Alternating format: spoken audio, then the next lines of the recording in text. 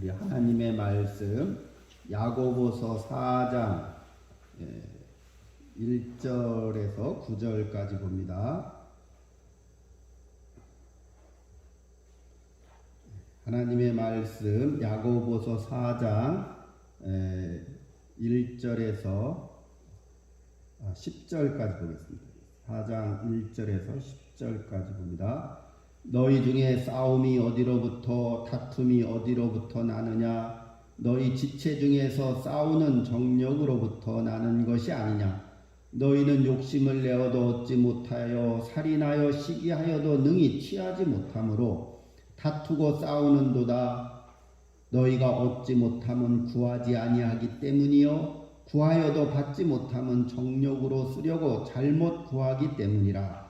가늠한 여인들아, 세상과 벗된 것이 하나님과 원수됨을 알지 못하느냐?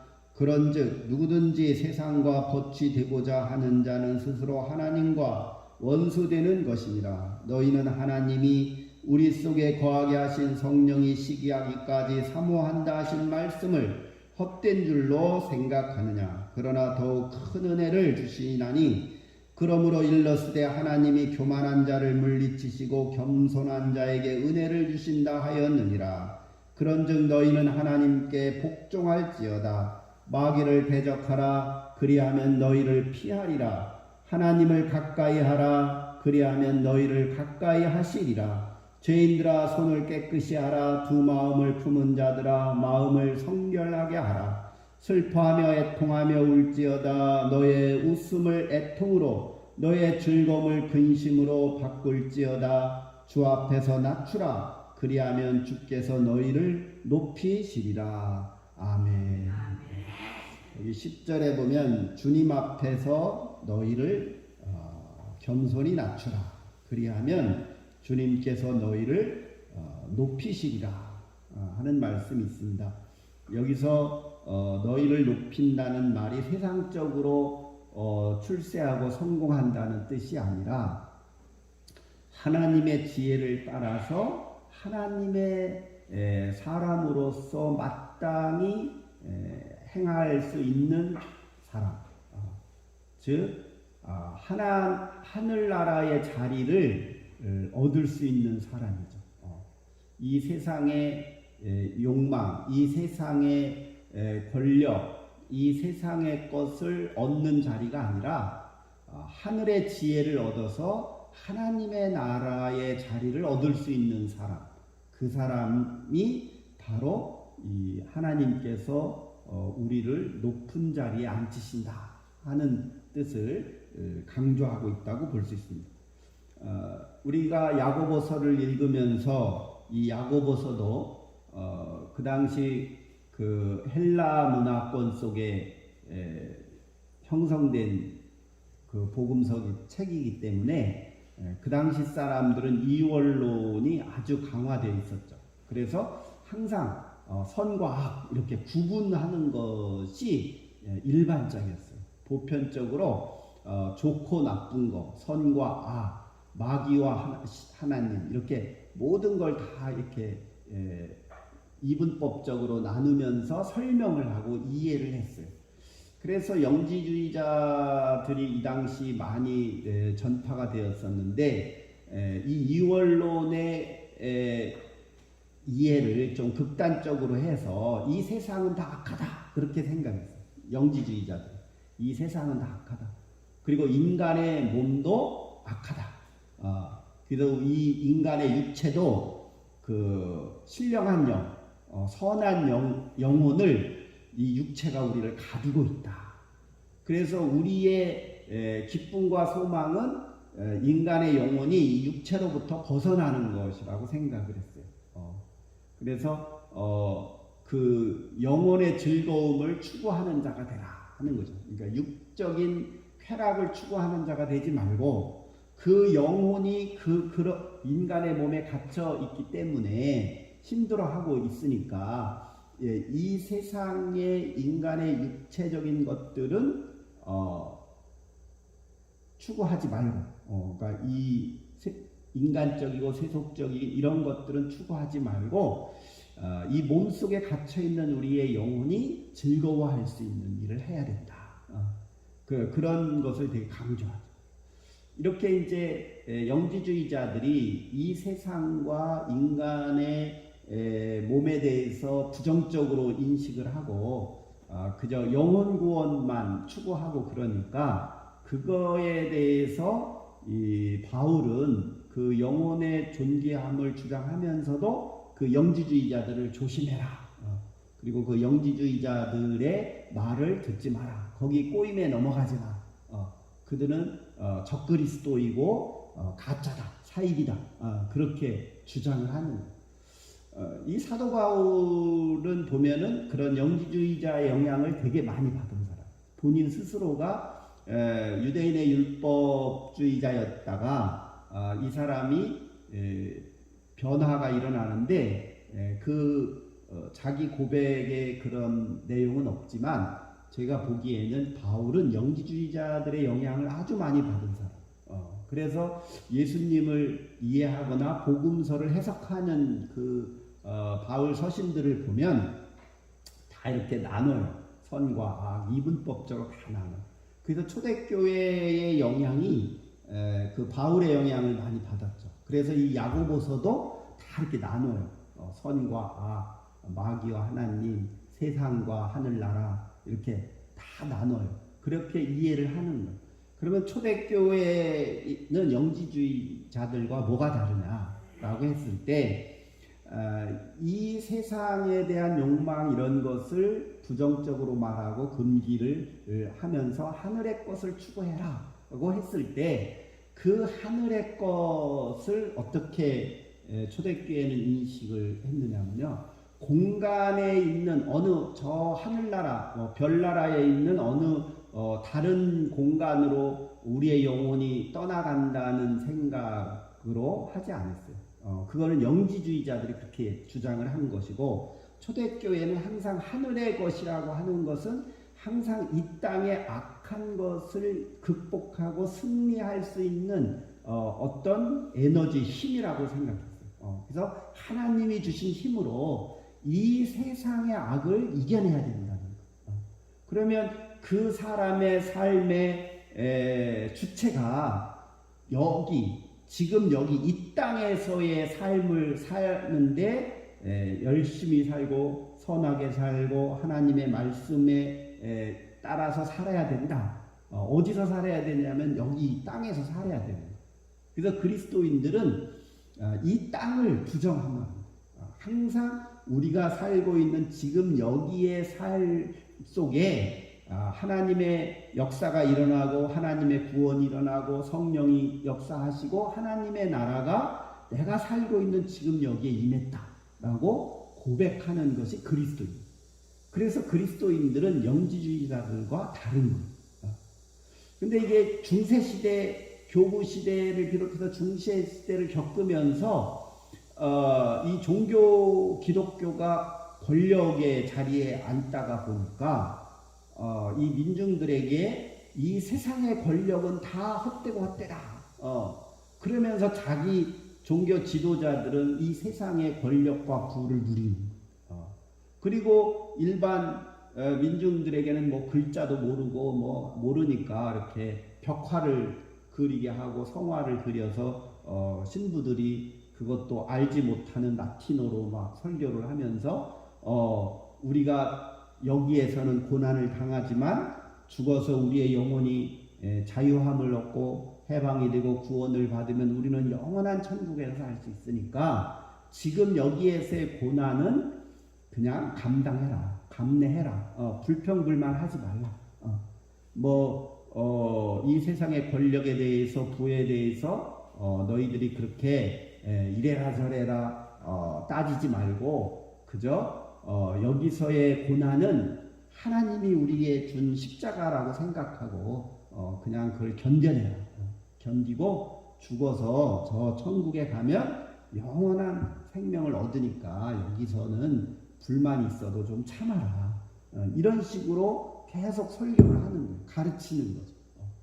그 목적은 어디에 있냐면 자기들의 권력을 유지하려고 하는 거예요. 중세시대 때 이 기독교의 지도자들의 자기의 권력을 유지하려고 이렇게 영지주의자들의 논리를 따라서 하는데, 사실은 요즘에 와서 영지주의자들을 연구하는 학자들은 이제 좀 다른 해석을 하는 학자들이 많아요.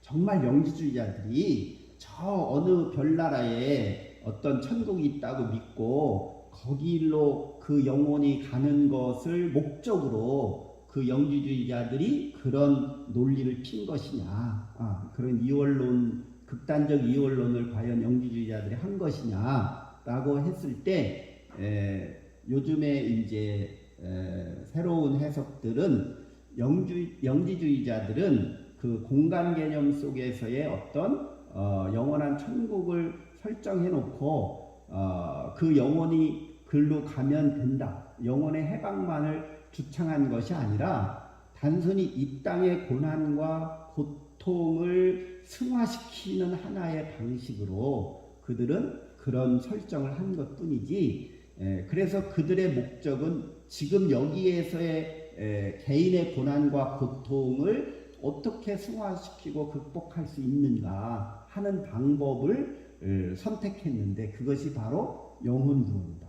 그렇게 생각을 했다고 해석을 하는 거죠. 그러면 어느 정도 이 초대교회의 해석하고 비슷해져요. 그래서 그 도마복음서 같은 그 영지주의자들이 쓴 그 외경이죠, 외경. 여기 정경인데, 이제 정경에 들어오지 못한 그 외경, 지혜서라든지 이런 도마복음서, 이런 도마복음서를 읽어보면요, 참 성경 못지않게 은혜가 되는 그 기절들이 참 많아요. 도마복음서에 보면 그게 뭐 실제 도마가, 예수님의 제자 도마가 쓴 건 아니지만 그 영지주의자들이 쓴 복음서거든요. 그래서 이 당시 초대교회 때 이 영지주의자들 중에서도 일부는 하나님을, 예수를 믿은 거예요. 예수를 구원자로 믿은 그 분파가 있었죠. 그 영지주의자들 중에서도 예수를 자기의 구주로 영접하지 않은 영지주의자들이 대부분이었지만, 일부는 예수님을 자기의 구원자로 영접한 영지주의자들이 또 있었던 거예요. 그런데 그들의 모임들은 기독교가 좀 이렇게 커지면서 저들은 이단이다, 그러면서 그 분파들은 이제 흩어졌죠. 다 흩어져 버려서 어떤 그들의 교회를 이룰 수가 없었죠. 다 흩어져 버렸고 그들의 문서도 다 사라지고 다 불태워져서 사라졌는데, 그 중에 일부가 나중에 발견된 거잖아요.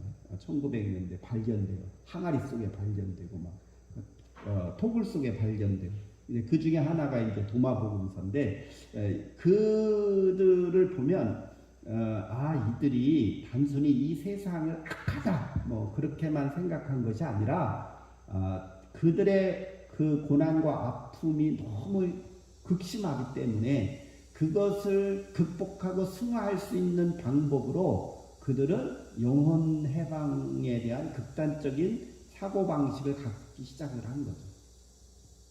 그래서 이 야고보서도 보면 이제 그런 경향이 꽤 있어요. 그래서 이것은 악하다고 해서, 이 세상은 악하다, 이 세상의 것을 추구하지 마라, 이런 이야기들은 다 이 땅에 있는 모든 것은 다 헛되고 헛되다 뭐 그런 뜻이 아니에요. 이 세상의 것을 자기의 욕망대로 취했을 때, 그 쾌락을 추구했을 때 그 사람의 삶이 하나님이 보시기에 옳지 않은 것이고 하나님의 뜻에 어긋나는 행위죠. 그래서 이 세상 것을 내가 취할 때 그 이 세상 것에 대한 내가 어떤 인식을 가지고, 어떤 개념을 가지고, 어떤 가치관을 가지고 이 세상 것을 바라보고 그것을 취할 수 있는가가 중요합니다. 그래서 하늘로부터 지혜를 얻은 자들은 이 세상의 것을 취할 때 자기의 욕망을 충족하는 수단으로 취하는 것이 아니라, 믿음 있는 자들은 하나님의 뜻을 이루고 하나님의 나라를 확장하고 고통당하는 영혼들을 구원할 수 있는 하나의 하나님이 주신 선물로 이 세상 것을 취합니다. 그러면 그 이 세상 것을 취한 자들이 자기의 쾌락을 위해서 그것을 사용하는 것이 아니라 하나님의 영광을 돌리고 하나님의 뜻을 이루기 위해서 이 세상 것을 선하게 활용하는 거죠. 선하게 활용을 해서 정말 기쁨, 육체적인 쾌락이 아니라 정말 몸과 마음과 영혼이 기뻐할 수 있는 그런 삶을 살 수 있고, 그러니까 우리가 믿는 사람들은 그렇게 살아야 된다. 그래서 이 세상의 욕망만을 충족하려는 자들은 늘 싸운다는 거예요. 교회에서도 싸우고 집에서도 싸우고 세상에 가서 싸우고. 그래서 4장 1절에 보면 너희 중에 싸움이 어디로부터 오고 다툼이 어디로부터 나는지를 보면 그것들이 다 인간의 정욕으로부터 난다. 그러니까 자기의 욕망을 충족시키려고 하는 그런 정욕으로부터 난다는 거예요. 그러니까 오로지 자기만을 위한 그런 삶을 살려는 사람들은 늘 싸운다는 거죠. 왜? 상대방 것을 자기가 빼앗아야 되니까 늘 싸우는 거예요. 근데 자기들은 그를 싸운다고 인식을 안 하죠.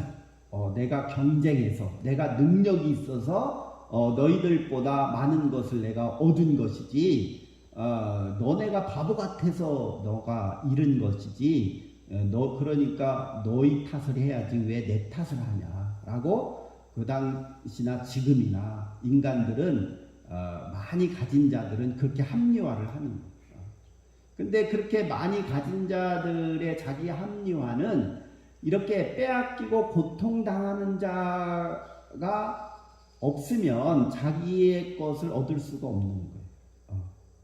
그래서 하나님이 주신 이 세상의 많은 세상의 것들, 세상의 부를 누군가가 많이 소유하고 독점을 하게 되는데, 그 독점을 하게 될 수 있었던 그 가능성은 많은 사람들이 피해를 입기 때문에 일부 사람들이 득을 얻는 거죠.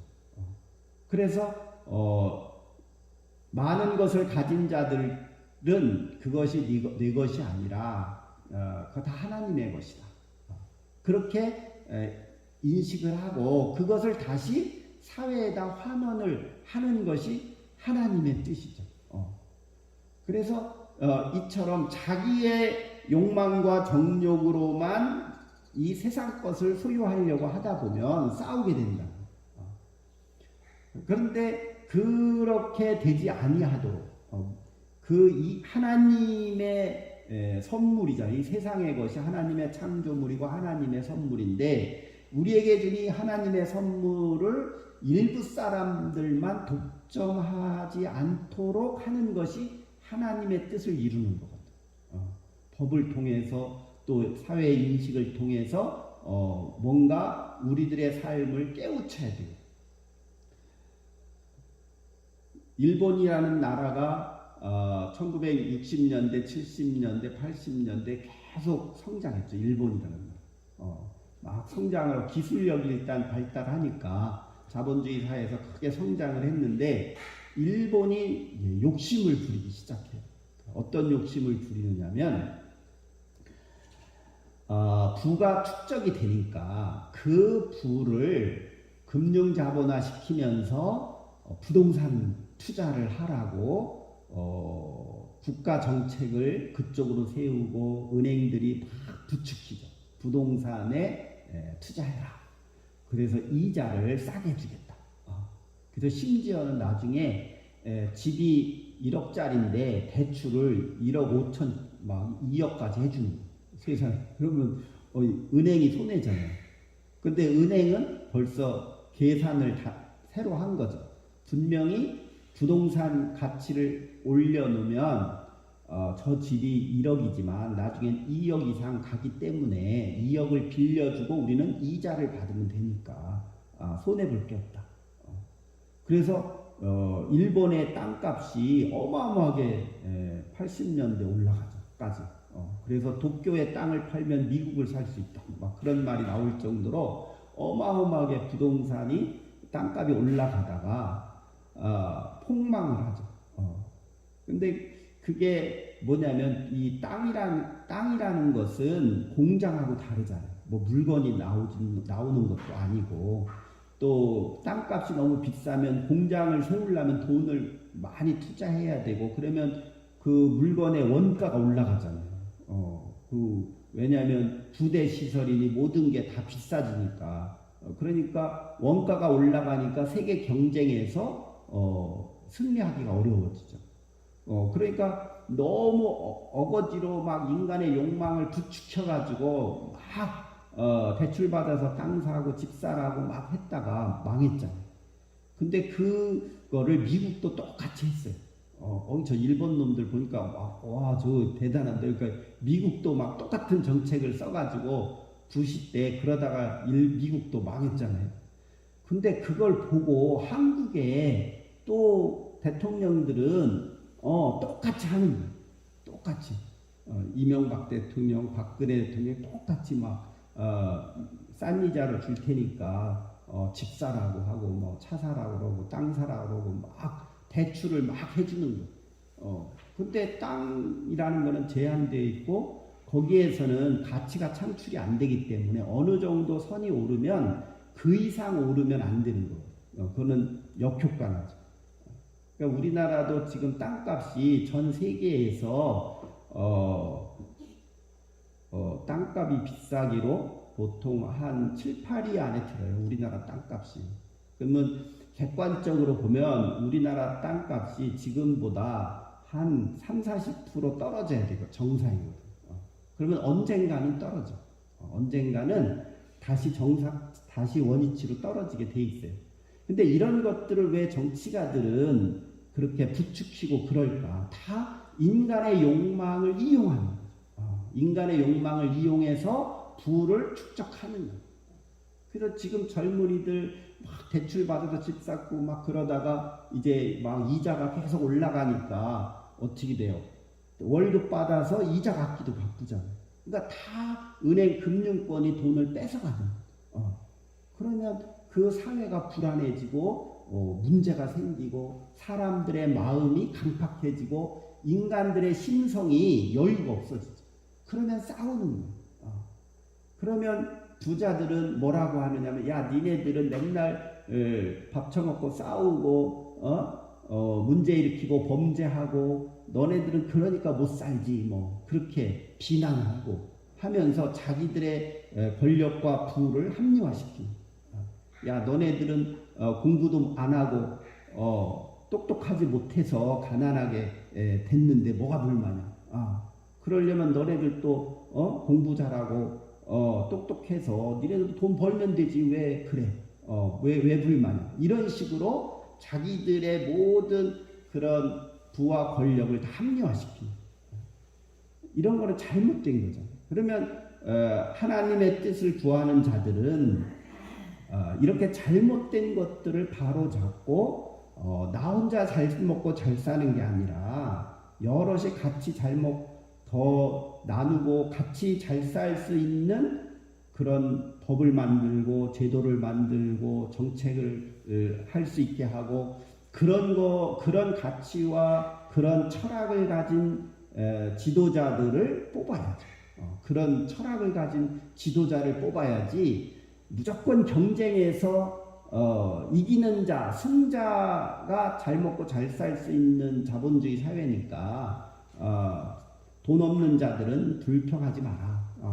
그런 가치관을 가진 지도자를 뽑으면 안 되는 거예요. 왜? 그런 지도자를 뽑으면 우리가 다 피해를 입잖아요. 그래서 이 초대교회의 가치관이나 그들의 그 신앙관을 보면 이렇게 세상의 욕망을 충족하고 자기들만의 권력과 소유만을 쟁취하려고 하는 이런 자들에 대해서 저들은 마귀다, 그렇게 얘기를 합니다. 저들은 마귀라는 거예요. 그리고 오늘날 우리가 보면 그런 욕망을 가진 자들, 자기의 부를 사회에다 환원하지 않는 자들, 자기의 권력을 멋대로 행사하는 자들, 그런 자들은 다 마귀인 거예요. 초대교회는 그런 자들을 마귀라고 합니다. 꼭 그 정신분열증 걸려서 미친 자들만 마귀라고 한 게 아니라 이렇게 많은 사람들을 고통스럽게 하는 자들은 다 마귀인 거예요. 적그리스도고 사탄인 거죠. 그래서 이 야고보서의 저자는 그런 것에 너희가 휩쓸리지 마라. 그런 그리스도인들은 그런 사람들에게 휩쓸리지 말고 그렇게 하는 것은 다 하나님과 원수되는 것이다. 4절에 보면 세상과 벗이 되고자 하는 자는 스스로 하나님과 원수되는 것이다. 근데 이 세상의 친구가 된다는 뜻이 사회생활 하지 말라 그런 뜻이 아닌 거예요. 이렇게 자기의 욕망과 권력을 충족하기 위해서 타인을 핍박하고 고통을 주고 피해를 주는 그런 마귀들하고 짝하지 말라. 그런 사람들하고는 짝하지 말고 하나님의 뜻을 깨닫고 서로 평화를 이루고 하나님의 나라를 이루는 사람들과 같이 함께 하나님의 나라를 이루는 자가 돼야지 그런 사람들과 짝하는 자들은 하나님과 원수가 되는 것이다 라고 아주 강력하게 얘기합니다. 오늘날 교회 목사들이 이런 식으로 설교를 하면 그 교회가 부흥이 안 되겠죠. 다 싫어하겠죠. 왜 세상의 욕망을 가지면 사탄이라고 하냐. 그러면 교회에 오는 게 부담스러울 거 아니에요. 그러니까 우리 특히 유럽 교회도 그랬지만 한국 교회도 70년대 이후로 예수 믿으면 건강해지고 영혼도 잘 되고 범사가 잘 되고 다 돈도 잘 벌고 삼박자 축복을 하니까 사람들이 몰려듭니다. 그러면 그게 과연 어떤 의미와 가치가 있을까 볼 때 하나님의 뜻과는 별로 관련이 없는 거예요. 사람이 잘 먹고 잘 사는 건 좋은 거죠. 문제는 다른 사람을 착취하고 피해를 주고 고통을 주면서 자기 것을 소유하려고 하면 안 된다. 그래서 자기가 어떤 제도에 의해서 돈을 벌었으면 그거를 좋게 써야죠. 그거를 하나님이 기뻐하는 쪽으로 그 물질을 쓸 수 있는 사람이 하나님의 백성이라는 뜻이죠.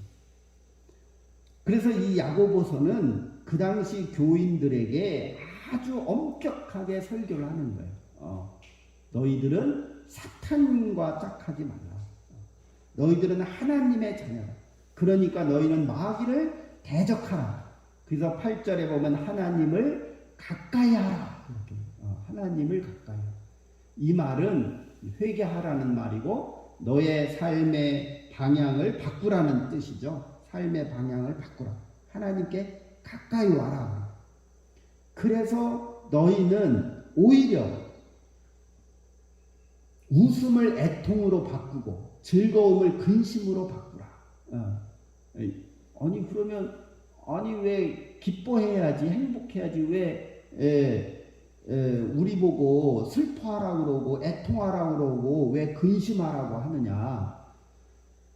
자기의 육체와 세상적인 쾌락을 얻는 것은 잠시뿐이기 때문에 그런 어리석은 인생을 사는 사람은 불행한 것이다. 그렇게 어리석은 인생을 살지 말라는 것.